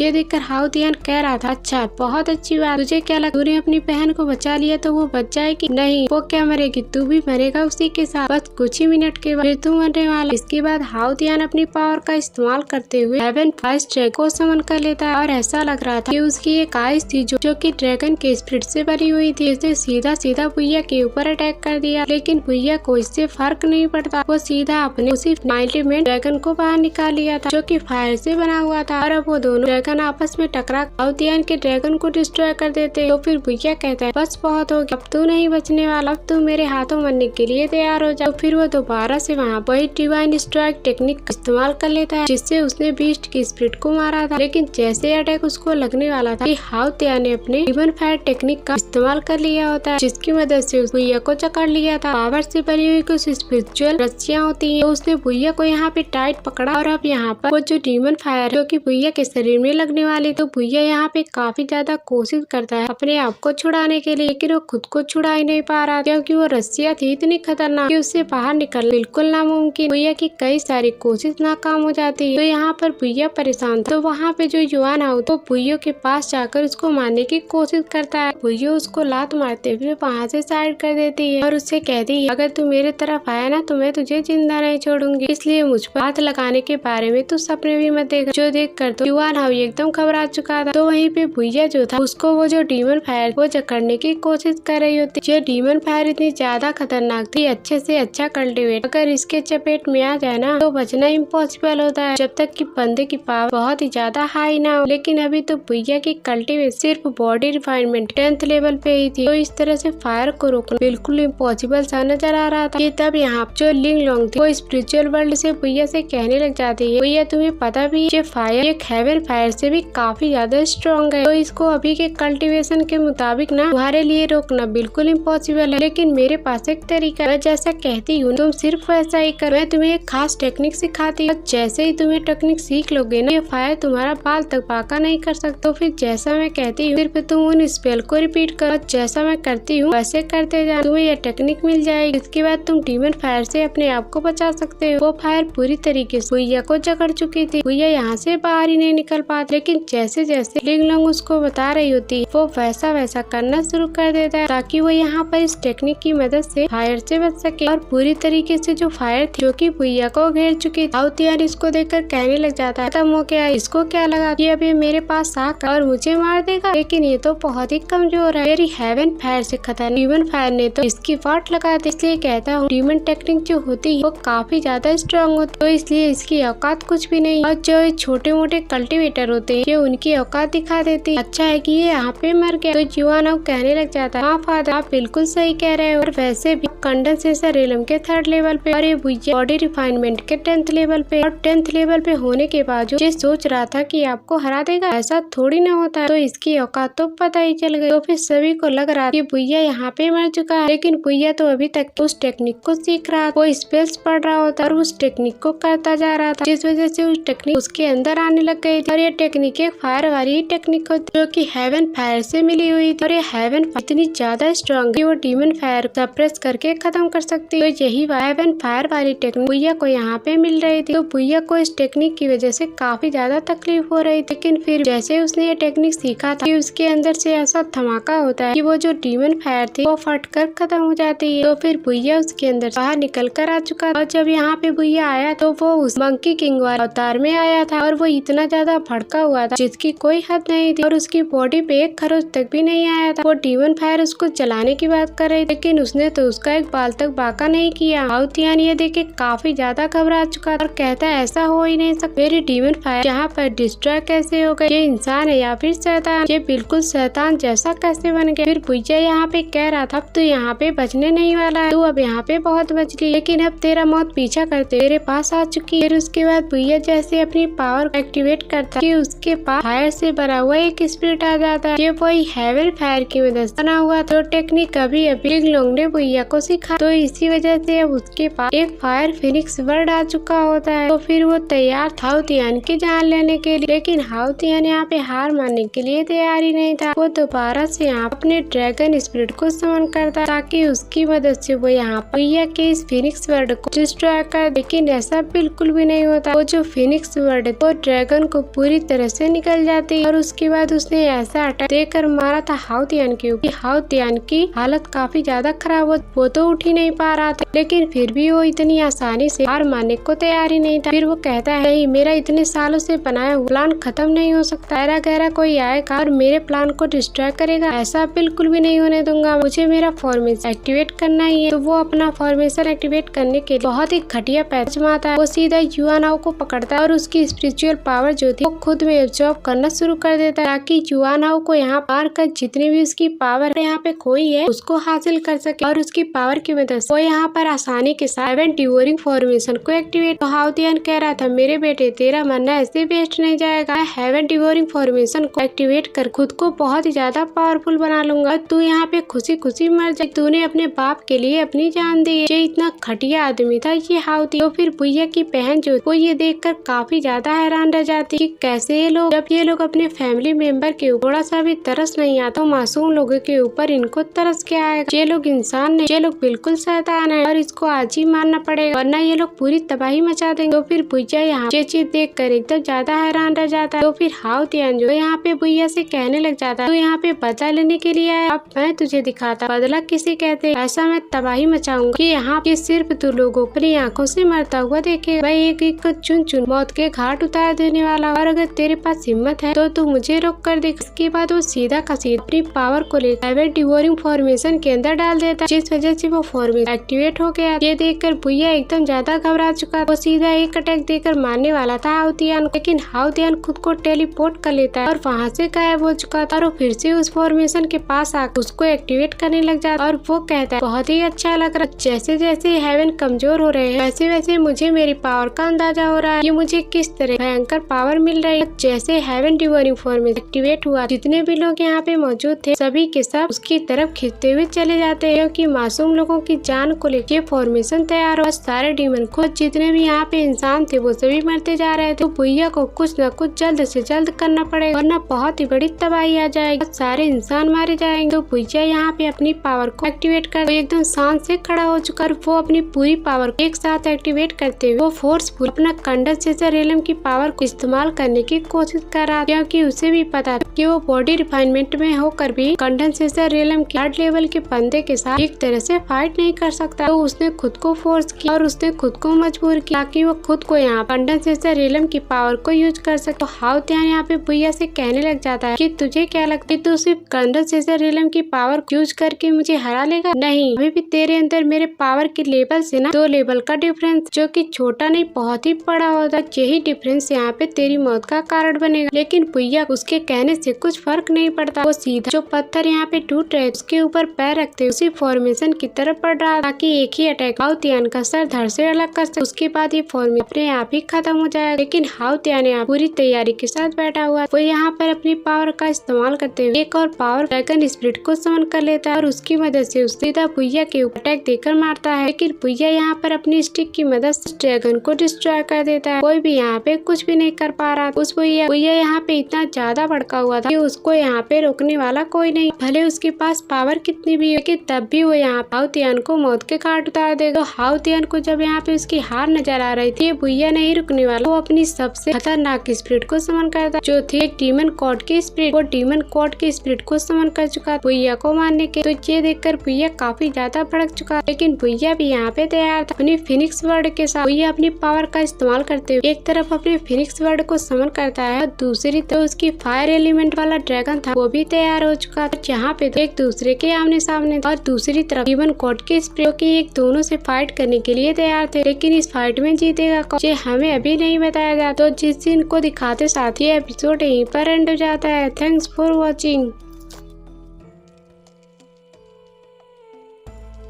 पिछले एपिसोड में हमने देखा था कि जो भैया की बहन थी उसको हाउ तियान ने उठा लिया था। वो और युआन हाउ मिलकर भैया की बहन को जान से मारने की कोशिश कर रहे थे ताकि यहाँ पर भैया को रोका जा सके, वरना भैया यहाँ पर उन्हें ही मार देगा। तो इस चीज से भैया जो था वो काफी ज्यादा भड़क चुका था कि आखिरकार तुम्हारी हिम्मत कैसे हुई यहाँ पर मेरे बहन की जान लेने की। तो वो यहाँ पर अपनी पावर का इस्तेमाल करते हुए हाउ तियान को बहुत मारता है। और जब हाउ तियान की पावर यहाँ पे कम हो रही थी तो उसने युआन हाउ की जान ले ली थी, वो अपने ही बेटे को मार देता है ताकि वो खुद की पावर बढ़ा सके। इसके बाद वो भैया के साथ फाइट कर पाएगा, लेकिन तभी भैया ने यहाँ पर उसे बहुत अच्छी तरीके से टक्कर दिया। वो मार मार कर यहाँ पे हाउ तियान की हालत खराब कर देता है, जिसके बाद यहाँ से यह एपिसोड स्टार्ट होता है। तो इस एपिसोड के स्टार्टिंग में हाउ तियान ने एक बहुत ही खतरनाक डीमन के स्पिरिट को समन कर लिया था। वो डीमन के स्पिरिट का इस्तेमाल करते हुए भैया के ऊपर अटैक करने की कोशिश कर, लेकिन भैया ने भी यहाँ पर अपने उसी फिनिक्स वर्ड और अपने ड्रैगन समन किया। वो दोनों यहाँ पर आपस में जाके टकरा जाते हैं। वो डीमन की जो स्पिरिट थी वो काफी ज्यादा खतरनाक लग रही थी। उसने भैया के अटैक काफी हद तक रोक दिया था, जो देखकर हाउ तियान काफी ज्यादा खुश हो रहा था। देखा, मैंने कहा था ना कि तेरा अटैक मेरे सामने कुछ भी नहीं कर सकता, तू मरेगा, आज तेरी मौत यहाँ पे लिखी हुई है, मैं खुद ही मारूंगा तुझे अपने हाथों से। लेकिन जैसे ही भैया ने अपने जहाँ पे और भी ज्यादा अपनी पावर का इस्तेमाल करता और वो ऐसा खतरनाक अटैक दे के मारता हाउ तियान के ऊपर कि उसके डीमन की स्पिरिट वहाँ पे डिस्ट्रॉय हो चुकी थी। डीमन की स्पिरिट खत्म होती है और हाउ तियान का सारा अटैक वहाँ पे खत्म हो चुका था, जिस वजह से हाउ तियान की जान जा चुकी थी। हाउ तियान यहाँ पे अपने डीमन की स्पिरिट के साथ ही मारा गया। साथ भैया के जितने भी दुश्मन थे उन सभी की जान जा चुकी थी। उसने अपनी हिम्मत और ताकत का इस्तेमाल करते हुए अपने सारे के सारे दुश्मनों को उसने खत्म कर दिया था। वो और उसकी बहन काफी ज्यादा खुश होते हैं। हमारे पेरेंट्स हमें देख रहे होंगे तो वो कितना प्राउड महसूस कर रहे होंगे कि आज हमने सबके सब दुश्मनों को इस दुनिया से मिटा दिया। मैंने बिल्कुल भी नहीं सोचा था कि ऐसा लम्हा हमारी जिंदगी में आएगा, लेकिन आज भैया तुम्हारी वजह से ये लम्हा मैंने महसूस किया है। और वहाँ पे भागते हुए वो शराबी भी आ जाता है, जिसका एक हाथ कट चुका था, लेकिन तब भी अभी तक उसने उस बच्ची को संभाल के रखा था। भैया और उसकी बहन दोनों शराबी से कहते, तुम तो बहुत ही हिम्मत वाले, तुमने इस बच्ची को इतने प्यार से संभाला है, शायद ऐसा कोई भी नहीं कर पाता। तो वो शराबी कहता है, ये बच्ची मेरे लिए बिल्कुल मेडल की तरह, ये मेरे लिए ट्रॉफी कि मैंने इस लड़ाई को जीत कर इसे हासिल किया, मैं इसे ऐसे कैसे जाने दे सकता हूँ। ये बहुत ही प्यारी बच्ची है। और देखते देखते गाँव के जितने भी लोग थे वो सभी यहाँ पर आ जाते हैं और उन्होंने भैया को पहचान लिया। ये तो हमारे प्रिंस जो कि बिल्कुल दावेदार थे इस महल के एम्परर बनने के लिए, लेकिन इनको मार दिया गया। लेकिन अभी तक ये तो जिंदा है। और सभी लोग यहाँ पे खुश हो चुके थे और वो नारे लगाने लग जाते कि हमें हमारा अगला एम्परर मिल चुका है, जो कि भैया ही बनने वाला है और भैया ही होगा हमारे यहाँ का न्यू एम्परर। और जब भैया यहाँ का एम्परर बनेगा तब शुरू होंगे हमारे अच्छे दिन। इन लोगों ने हमारे ऊपर बहुत ही अत्याचार किया, लेकिन अब ऐसा लगता है सारी बुराइयां खत्म होने वाली, अब हमें सुकून की जिंदगी गुजारने का मौका मिलेगा। तो सभी लोग भैया के नाम के यहाँ पे नारे लगा रहे थे और कहते हैं, भैया तुम आगे बढ़ो और हम सब तुम्हारे साथ। और भैया का बंदर भी यहाँ पे आ जाता है और वो काफी ज्यादा खुश था। जैसे वो बंदर वहाँ पे आया, वहीं पे एक खड़ी हुई लड़की कहने लगती है, पर बंदर कहीं तुमने शाम को मेरे दुकान से मिठाइयाँ चुराई थी ना, वो कौन निकालेगा, इधर अब मैं तुझे बहुत मारूंगी। मिठाइयाँ चोरी करता है, जो देखकर सारे के सारे लोग यहाँ पे हंसने लग गए। ये लोग बातें कर रहे थे, तभी वहाँ पर एक दूसरा कल्टीवेटर आकर पहुँच जाता है। वो यहाँ पे आने के बाद भैया से कह रहा था, अरे वाह, जैसा मैंने सोचा था तुम तो वैसे ही हो, तुम्हें पता है जहाँ तक नहीं बल्कि काफी दूर तक तुम्हारे चर्चे फैल चुके हैं, तो इसलिए मैं तुमसे मिलने का इंतजार नहीं कर पाया, इसीलिए मैं तुमसे मिलने के लिए यहाँ पे आ गया। तो ये देखकर भैया काफी ज्यादा हैरान रह जाता है और वो उससे कहता है, तू बताएगा तू कौन है, मैं तो तुझे बिल्कुल भी नहीं जानता, तो तू यहाँ पे मुझसे मिलने के लिए क्यों आया है। तो ये सुनकर वो कल्टीवेटर कहता है, हाँ मुझे पता है कि तू मुझे नहीं जानता, लेकिन मैंने तेरे बारे में ना अच्छे से जानकारी निकाल के रखी है कि तू स्वर्ण शिफ्ट से आता और मेरी स्वर्ण शिफ्ट से बहुत बड़ी दुश्मनी है, और जो भी बंदा स्वर्ण शिफ्ट मेरे सामने आता है ना, मैं उसको बर्दाश्त नहीं कर सकता और मेरा खून खौल जाता है। बहुत कुछ बिगाड़ के रखा है उन स्वर्ण शिफ्ट वालों ने, और जैसे मुझे पता चला कि तू स्वर्ण शिफ्ट का मेंबर है, तो मैं तुझसे मिलने के लिए आ गया कि मैं देख सकूं कि जितना लोग तेरी तारीफ करते हैं तो तू उस काबिल है भी या फिर नहीं, आज हम उससे फाइट करेगा क्या। तो ये सुनकर भैया कहता है, तू दफा हो जाए यहाँ से, देख तू मेरे मुकाबले का बिल्कुल भी नहीं है, और अगर अभी जाता है तो हो सकता है कि मैं तेरी जान यहाँ पे बख्श दूं, वरना तू यहाँ पे मारा जाएगा। और अब फैसला तेरा है कि आखिरकार तू क्या चाहता है।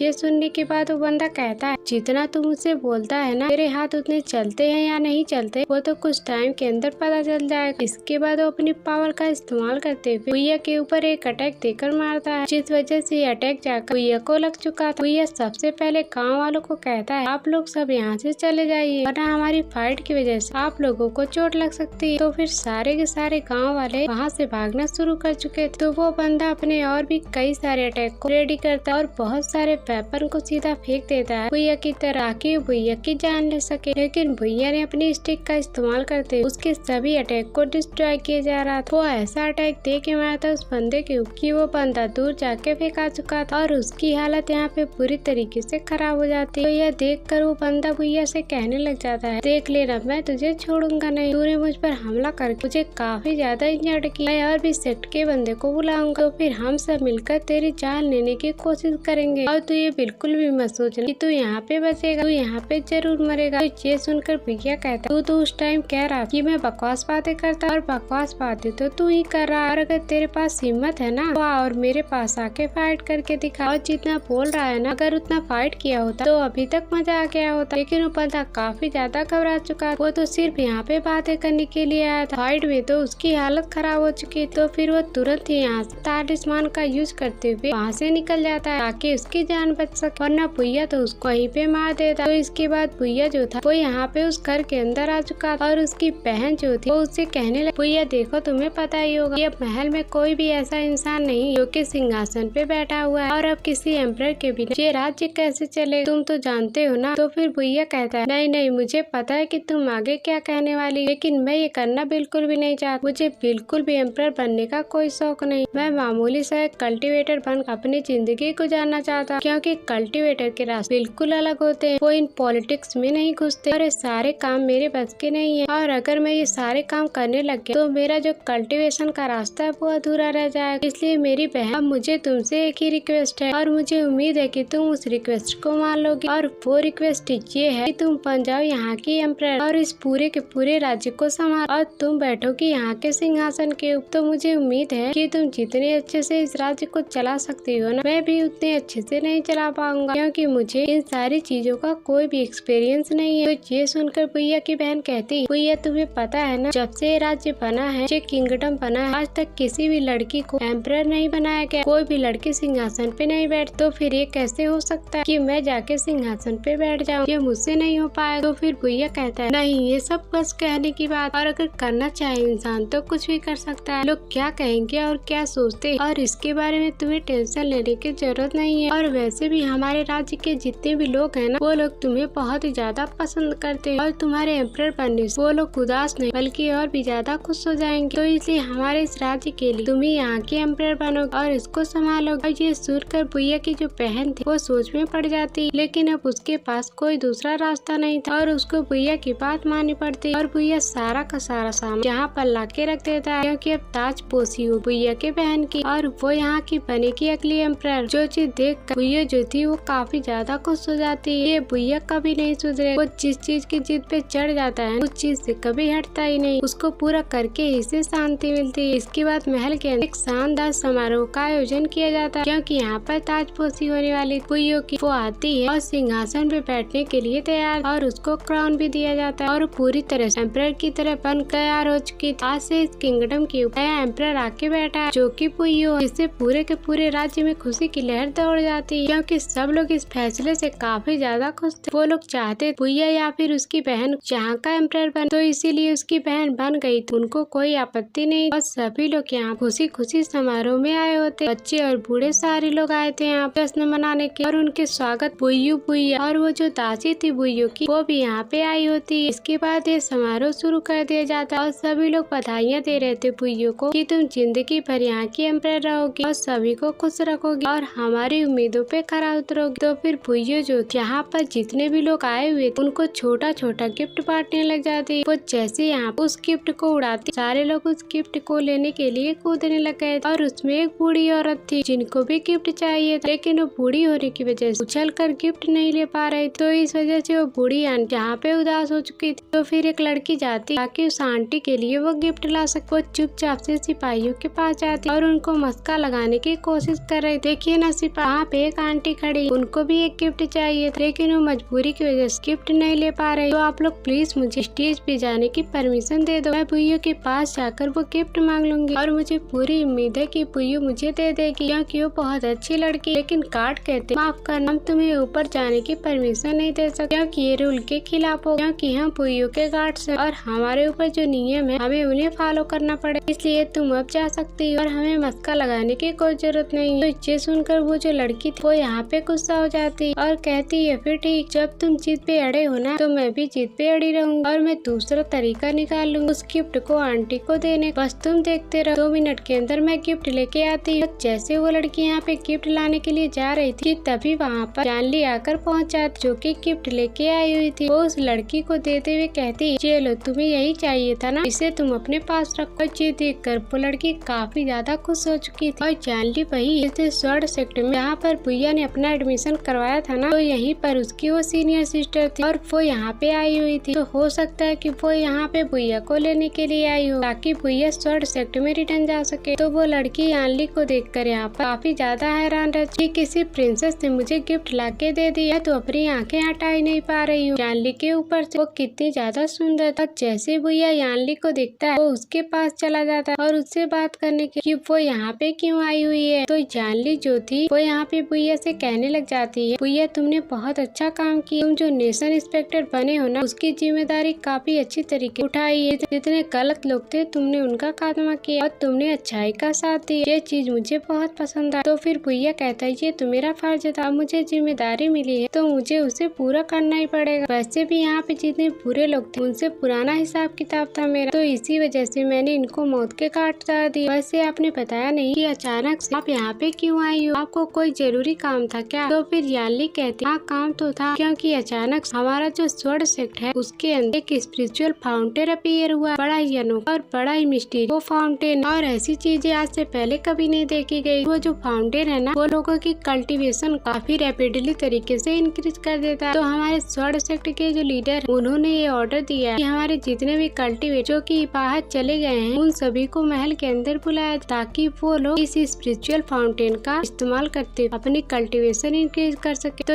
यही वजह थी कि मैं तुम्हारे पास आई हूँ ताकि मैं तुम्हें यहाँ से ले जा सकूँ अपने सेट के अंदर और तुम वहाँ जाकर अपने स्पिरिट फाउंटेन इस्तेमाल करना, तो जिससे हो सकता है कि तुम्हारी कल्टीवेशन इंक्रीज होगी। ये सुनकर भैया यहाँ पे काफी ज्यादा हैरान हो जाता है कि आखिरकार स्पिरिट फाउंटेन क्या होता है, लेकिन फिर भी वो जाने के लिए तैयार हो जाता है। तो वो यहाँ पे अपनी बहन से कहता है गुड बाय, उम्मीद है कि हम दोनों की मुलाकात दोबारा होगी। जब भी मुझे टाइम मिलेगा मैं यहाँ पे आ जाया करूँगा तुमसे मिलने के लिए, तो बिल्कुल भी उदास मत होना और किसी भी चीज की फिक्र मत करना। तुम्हारा भाई हमेशा तुम्हारे साथ और हमेशा तुम्हारे साथ खड़ा रहूंगा, और अगर कुछ भी परेशानी हो तो बस तुम मुझे आवाज लगाना, मैं तुम्हारे पास तुरंत आ जाऊंगा। जानली भी यहाँ पे भैया से कहने लग जाती तुम फिक्र मत कर, मैं लेके जा रही हूँ ना तुम्हारे भाई, तो वो वहाँ पे बहुत अच्छी तरीके से रहे, तो इसकी टेंशन तुम बिल्कुल भी मत लेना। तो भैया यहाँ पे काफी ज्यादा इमोशनल हो चुकी थी और वो उस बंदर को देखते हुए यहाँ पे कहती मैं तुमसे कब मिलूंगी, तुम बहुत ही प्यारे बंदर हो, तुम्हारे जैसे बंदर से मैं इससे पहले कभी नहीं मिली, तुम जल्दी मुझसे मिलने के लिए आना। वो जो शराबी उसकी भी पोजीशन को यहाँ पे बढ़ा दिया गया, उसको अच्छे कपड़े दिए जाते और अब वो एक पर्सनल गार्ड बन चुका था भैया का। वो यहाँ पे भैया से कह रहा था आपको फिक्र करने की जरूरत नहीं है, मैं आपकी बहन का अच्छे से ख्याल रखूंगा, वो मेरे लिए एम्प्रेस से ज्यादा वो मेरे लिए खुद की बहन की तरह है, तो मैं उनका बहुत अच्छी तरीके से ख्याल रखूंगा। तो इसके बाद भैया यहाँ पे बाय बाय कहते हुए अपने सफर के लिए निकल जाता है। जहाँ उसको जाते हुए भैया देखकर कहती है मेरी शुभकामनाएं हमेशा तुम्हारे साथ, और तुम जहाँ पे भी जाओगे ना कामयाबी तुम्हारे कदम चूमे। मेरे भाई हमेशा अच्छाई के रास्ते पे चलना और कभी भी बुराई का साथ मत देना, तुम्हारी बहन हमेशा तुम्हारे साथ। जिस इमोशनल सीन के दिखाते साथ ही ये एपिसोड यहीं पर एंड हो जाता है। Thanks for watching.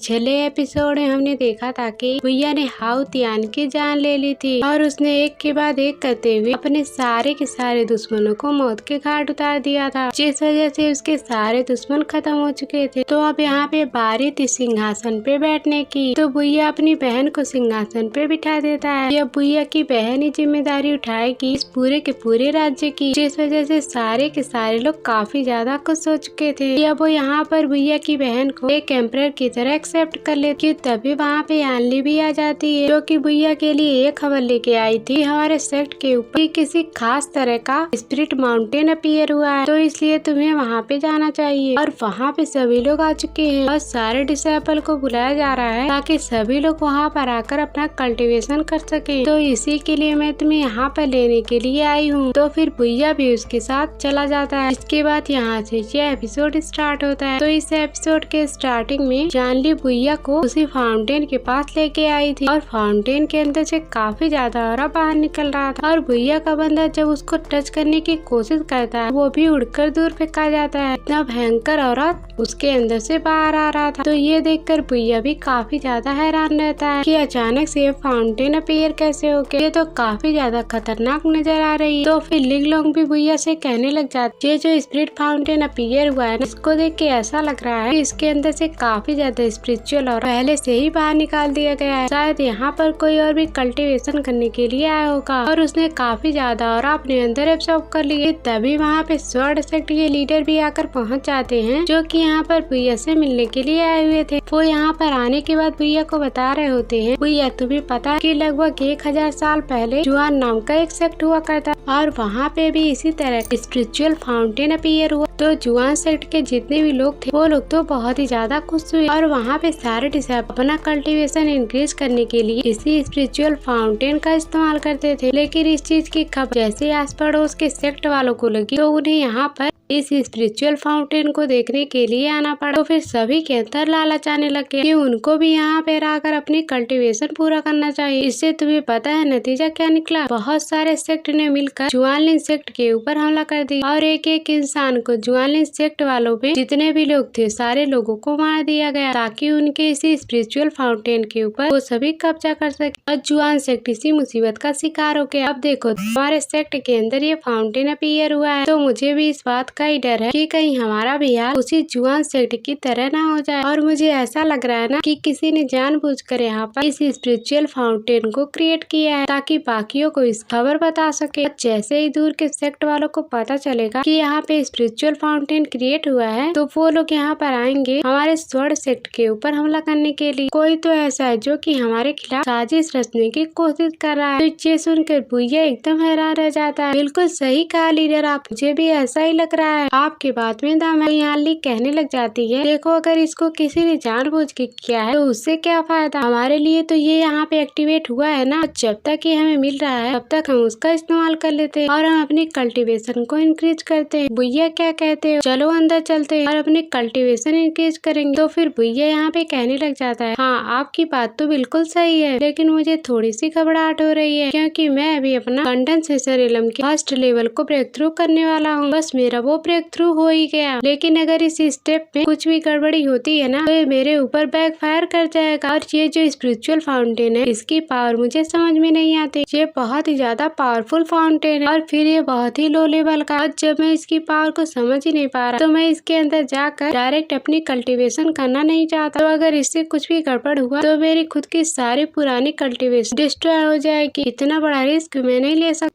इसलिए मुझे थोड़ा सा और टाइम चाहिए। और जब मेरी कल्टीवेशन बढ़ जाएगी ना तो उसके बाद मैं स्पिरिचुअल फाउंटेन के अंदर जाने की कोशिश करूंगा। तो फिर जानली कहती है अगर तुम्हें अपनी पावर को ही बढ़ाना है ना तो फिर ठीक है, यहाँ से थोड़ी दूर टावरिज्म टावर है जो कि बहुत अच्छी जगह है कल्टीवेशन करने के लिए और दूर दूर से लोग जाते हैं अपना कल्टीवेशन पावर इंक्रीज करने के लिए। तो वहाँ पर तुम्हें स्पिरिचुअल ऑरा से भरी हुई चीजें मिलेंगी और अच्छी अच्छी टेक्निक भी मिलेगी। लेकिन सिर्फ वहाँ की शर्त ये है कि कुछ पाने के लिए कुछ ट्रायल करना पड़ता है। अगर तुम उस ट्रायल को पास कर लेते हो तो तुम्हें अच्छी टेक्निक और कल्टीवेशन के रिसोर्सेज मिलेंगे, बाकी लोगों को तो नहीं मिल। लेकिन मुझे तुम्हारे ऊपर भरोसा है कि तुम यहाँ पर ये काम करके दिखा दो क्योंकि ना तुम वहाँ पर जाने का एक बार ट्राई कर दो। फिर ये सुनकर भैया कहता है आपका बहुत बहुत शुक्रिया, आपने बहुत ही कमाल की चीज मुझे बताई है। तो फिर ठीक मैं एक बार टावरिज्म टावर भी जाके देखता हूँ वहाँ पे असल में क्या हाल है। तो वो जो लीडर था यहाँ पे भैया से कहने लग जाता है तुम जो बड़े दिन बाद आए हो ना हमारे सेक्ट के अंदर तो मैंने तुम्हारे लिए खास घर का बंदोबस्त किया। और चलो मैं तुम्हें तुम्हारा घर दिखा देता हूँ। इसके बाद वो जो लीडर था वो भैया को उसके घर पे लेके आता है। यहाँ पर आकर भैया काफी ज्यादा खुश था क्योंकि वहाँ का स्पिरिचुअल बहुत ही ज्यादा स्ट्रॉन्ग होता है। तो फिर लीडर कहता है तुम इसे अपना घर समझ सकते हो, तुम्हें यहाँ पे अच्छे खासे कल्टीवेशन के रिसोर्सेज मिलेंगे और जितनी कल्टीवेशन तुम्हें करनी तुम उतनी कल्टीवेशन कर लेना, आज से तुम्हारा घर होने वाला है। तो ये सुनकर भैया काफी ज्यादा खुश हो चुका था और वो उस जगह का एक खास नाम रख देता है जिसका नाम हो जानफेंग पैलेस। तो इसके बाद भैया जो था वो यहाँ पे यानली से कहने लग जाता है अब मैं जा रहा हूँ उसी टाउजम टावर के पास ताकि वहाँ का ट्रायल पास करते हुए मैं अपनी कल्टीवेशन को बढ़ा सकूँ। इसके बाद भैया उसी टावरिज्म टावर के पास आ जाता है और जैसे वो वहाँ पे एंट्री मारा तो वहाँ पर एक मास्टर खड़ा हो जो कि यहाँ पे भैया को रूल्स बता रहा था। देखो टावरिज्म टावर के अंदर हर एक फ्लोर के अंदर अलग अलग बंदे हो सकते हैं। तुम्हें जितने भी फ्लोर के ऊपर जाना है ना तो वहाँ के बंदे को तुम्हें हराना पड़ेगा। तो अगर तुम उस बंदे को हरा दोगे तो उसके ऊपर वाले फ्लोर पे तुम एंट्री मार सकते हो और तुम जितने लेवल के फ्लोर पे जाओगे वहाँ का स्पिरिचुअल ऑरा इतना स्ट्रांग है और वो तुम्हें अच्छी और हाई लेवल की टेक्निक मिलेगी ताकि वो तुम्हारा हेल्प करेगी तुम्हारा ब्रेक थ्रू करने में। तो ये सुनकर भैया यहाँ पे काफी ज्यादा खुश हो चुका था। इसके बाद वो सबसे पहले वो पहले फ्लोर पे आता है जहाँ पे कोई बंदा तो नहीं बल्कि एक बीस्ट मौजूद था। तो यहाँ पर भैया को उसी को हराना है। तो उसको हराने के बाद भैया सेकेंड फ्लोर पे जा सकता है। इसके बाद भैया यहाँ पे अपनी स्टिक का इस्तेमाल करते हुए एक ही अटैक के अंदर उस बीस्ट को मौत के घाट उतार दिया था जिस वजह से सेकंड फ्लोर पे जाने का रास्ता भैया के लिए खुल जाता है। इसके बाद भैया वहाँ से सेकंड फ्लोर पे जाने के लिए निकल चुका था। जैसे वो सेकंड फ्लोर के ऊपर आता है वहाँ पे एक गार्ड मौजूद था वो यहाँ का गार्डियन होता है और जो भी बंदा यहाँ पे ट्रायल के लिए आता है उस गार्ड को हराना पड़ेगा। तो गार्ड ने यहाँ सीधा का सीधा भैया के ऊपर अटैक करना शुरू कर दिया था। तो गार्ड यहाँ भैया के ऊपर एक से बढ़ के एक अटैक कर रहा होता है लेकिन भैया भी कम नहीं था। वो भी अपनी पावर का इस्तेमाल करते हुए उस गार्ड को काफी अच्छी टक्कर देता है।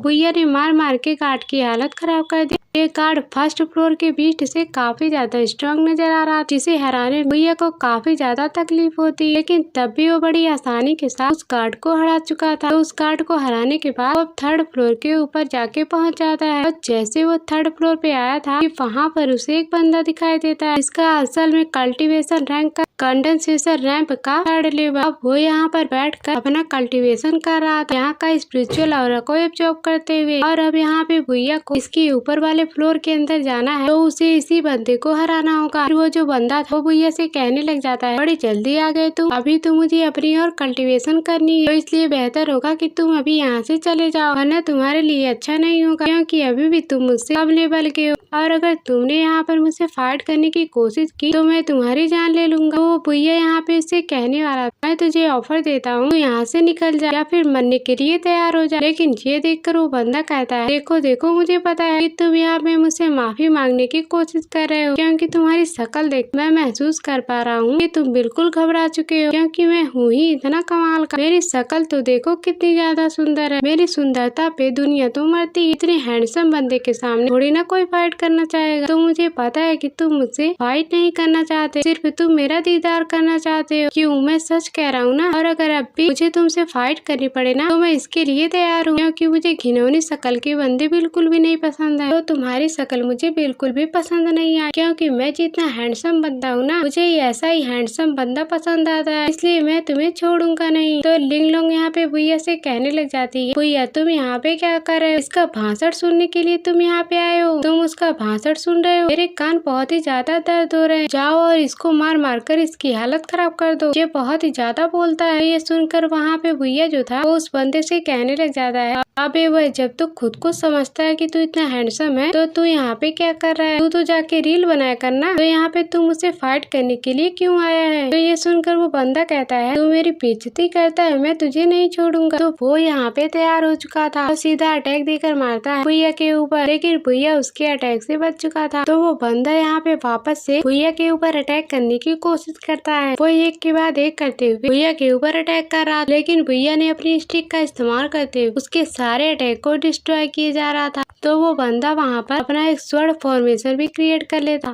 जो कि काफी ज्यादा कमाल का लग रहा था। तो भैया ने तब भी यहाँ पर स्वॉर्ड फॉर्मेशन को बस अपनी एक ही स्टिक की पावर का इस्तेमाल करते हुए पूरी तरह से डिस्ट्रॉय कर दिया था। उस फॉर्मेशन का यहाँ पे खात्मा ही हो जाता है जिस वजह से उस बंदे की हालत खराब हो जाती है। वो बंदा यहाँ पे भैया से कहने लग जाता है अच्छा ठीक है भाई, मैं तो मान गया, तू बहुत ही ज्यादा गुस्से में, तूने मुझे यहाँ पर हरा दी, मैं अब तुझसे फाइट नहीं करना चाहता। माना कि तूने यहाँ पर मुझे कल्टीवेशन की फाइट में हरा दी, लेकिन सुंदरता की फाइट में तू मुझे अपनी पूरी जिंदगी में नहीं हरा सकते। और तू आगे के 7 जन्म क्यों ना ले, तब भी मैं तुझसे ज्यादा ही हैंडसम लगूंगा। तू मेरा चेहरा देख रहा है, इतनी लड़कियां इस चेहरे पे मरती हैं, मेरी शक्ल देख, मैं इतना ज्यादा सुंदर और मुझे देखकर आईना भी शर्मा जाता है। मैं आईने में अपनी शक्ल देखता क्योंकि मैं इतना ज्यादा सुंदर हूँ और मुझ जैसे बंदे को खूबसूरती में कोई नहीं हरा, चाहे मुझे कल्टीवेशन में कोई भी क्यों ना हरा। लेकिन भैया एकदम हैरान हो जाता, कल्टीवेटर में भी ऐसे ऐसे लोग निकल जाते, न जाने कहाँ से उठ के आया है, ये बड़ा अजीब बंदा है। इसलिए वो सीधा का सीधा वहाँ से जा चुका था अगले फ्लोर के लिए। तो वो बंदा कहने लग जाता है, देखा मैंने कहा था, तू तो जल गया हो, मेरी सुंदरता देख, इसीलिए तूने मेरे किसी भी सवाल का जवाब दिए बगैर तू यहाँ से जा रहा है, क्योंकि मैं हूँ ही इतना सुंदर। क्योंकि मुझे देख लोगों को काफी ज्यादा जलन होने लगती है, ये तो अपनी ही दुनिया में खोया हुआ। तो इसके बाद भैया जो था वो अगले फ्लोर पे आ जाता है और यहाँ का स्पिरिचुअल ऑरा जो था वो काफी ज्यादा स्ट्रॉन्ग लग रहा था और यही था वो 4th फ्लोर। और यहाँ पे पहले से ही एक दूसरा बंदा मौजूद था जो कि यहाँ पर अपना कल्टीवेशन करने के लिए तैयार। वो भैया को पहले एडवाइस देता है, देखो मैं तुम्हें शांति से कह रहा हूँ कि तुम अभी यहाँ से चले जाओ, क्योंकि मुझे अभी और भी कल्टीवेशन करनी है। लेकिन अगर तुम यहाँ से नहीं जाते हो ना, तो तुम समझ जाना कि जितना आसान तुम्हें 3 फ्लोर को क्रॉस करने में नहीं लगा ना,